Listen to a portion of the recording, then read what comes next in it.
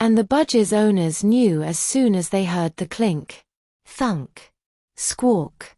Their little Nod had extended his wide repertoire of disasters, like an unpaid stunt bird still learning the ropes. Flying into the ceiling fan is more a result of poor eyesight than judgment. Resting on a door knob more bad luck than anything else, after being sandwiched against the wall. Nod at least learnt not to repeat that action. On this occasion, the bird could not have foreseen the faulty spring-loaded cage door latch keeping it open, giving way, at the very time he chose to preen himself upon it. Budges normally fly about in a furious wing-fluttering fashion, but Nod lacked time even for a brief flitter before catapulting into the cage bars like a feathered cannonball. Nod's benefactors believe the cage door impact had scrambled his little bird brain to a sort of death wish as he repeatedly fell off his perch over subsequent weeks. Doing it so often, and in such a variety of styles, the fascinated kids began giving each dive a mark out of 10. There was thought his seeds may have been spiked, but changing the brand made little difference. The vet dispelled the view of a bird being brainwashed by televised Olympic diving, but did identify the problem as a broken leg. All were confounded how a leg this spindly would not have snapped in half, and claw end left twitching at the bottom of the cage. This turned to light relief, as Nod goose-stepped his way around with tiny leg bound to tiny splint. The kids likened him to a stormtrooper, and saluted each time they passed, calling him Corporal Nod. It seemed likely Nod was simply trying to kick it off. Whether it was the irritation or being the butt of a great deal of hilarity, the belligerent budgie decided enough was enough. It put its sharp little beak to good use and began pecking on that splint. Not a wise move as it turned out. Especially to be standing on a window ledge edge when the support fell free. Luckily Nod managed to bring wings into action before an inglorious plummet downwards, a poor result for such a valiant effort. In a way, the 6 hours spent in a vase was probably preferable to landing between the jaws of a merciless opportunist, had the bird glided the other way, out of the window. The well-meaning children, deprived of a real pet like a dog, thought Nod was the next best thing. His death wish made having this pet a lot of laughs.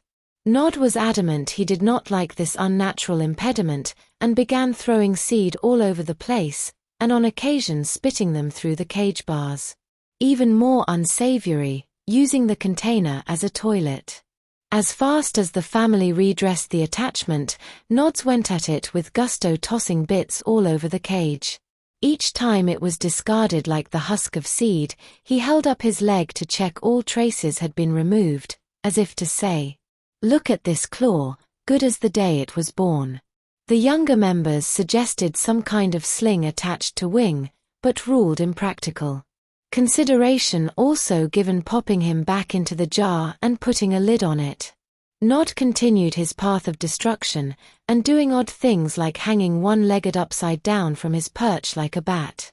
Or incessantly bashing his bell like a demented hunchback budgie from Notre Dame.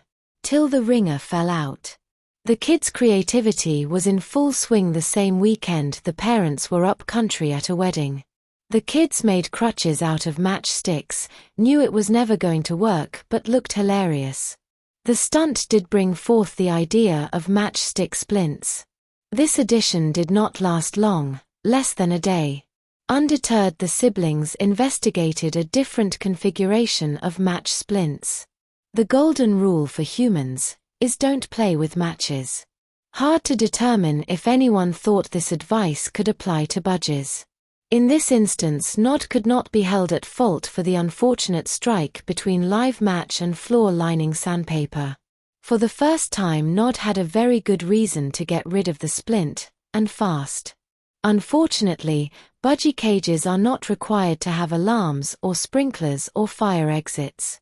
And in this case, no other budgies in the vicinity to call out for help. Nor is there a means to contact the local fire brigade. Fortunately, the furious squawking brought the one family member not too far away. A jug of water put an end to the squawking and doused the flame, as it scorched the unlucky leg and breast feathers. The trauma is believed to taken a heavy toll on Nod. The new bandage to treat both break and burn was accepted with stony silence. Not a chirrup, not a squawk to be heard ever again. He became a budgie recluse. Maybe his brain had become a little scrambled again. A tiny flame wavered in the family's hearts as Nod was found claws up on the bottom of his home, where many memories had been shared with the family. All agreed Nod was in a better world, where no cages or spring-loaded doors existed. Where blue budgies called Nod finally find freedom, and do what budgies do when not family pets. For the edification of the youngest family member, the appearance of a new bird on the perch like a biblical resurrection, was son of Nod, burst forth from an egg. Hence was born I Nod Din. Weeks passed as family urged the new addition to say words from anywhere in a dictionary. Even better, a phrase like, "Quick, a jug, I'm on fire." Nodding's response, a stony silence and inquisitive stare. By himself he'd chirrup non-stop. All this had come about because rather than an egg, Nod Din came from a breeder with the promise of a budgie capable of a few words of English. This would be a great coup for the family. The breeder was approached to explain why this talker had not talked. The response was, to stop doing it for him and that Nod Din was Nod Din as he listened. Secondly, to stick to one repetitive word or short phrase. A family group discussion decided on bugger as a bit of an in-house joke. Gran, well known for uttering this expletive, even occasionally in church, once heard after singing the wrong hymn from the numbers listed on the board. The rule was to repeat the word any time passing the bird, but not if Gran was in residence on a visit. So the year passed and hundreds of buggers later, the one-sided tally had Nods at 0. Although he had plenty of opportunity when Gran was supping a cup of tea or peering at him through the cage. One day, Gran fell off her perch, or in other words died. The subsequent church hymns were all about her, and first time she only had to listen. Back at the house there was an assembly of older people for a cuppa and savouries. During a lull in conversation and sorrow about the passing, a clear bugger broke the silence.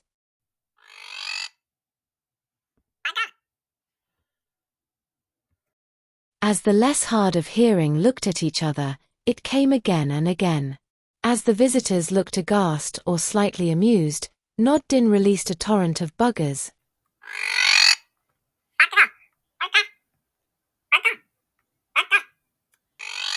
The more the family urged it to chirrup, it would listen quietly until they moved away and let loose once again. In the finish Nod Din and Cage were banished to the washhouse, but while out of sight, not out of hearing as the guests and family became aware as they were leaving adjacent to that door. The new rule from that day was to ensure Nod Din and his buggers were removed anytime guests were due. The breeder rang one day, to see if progress had been made.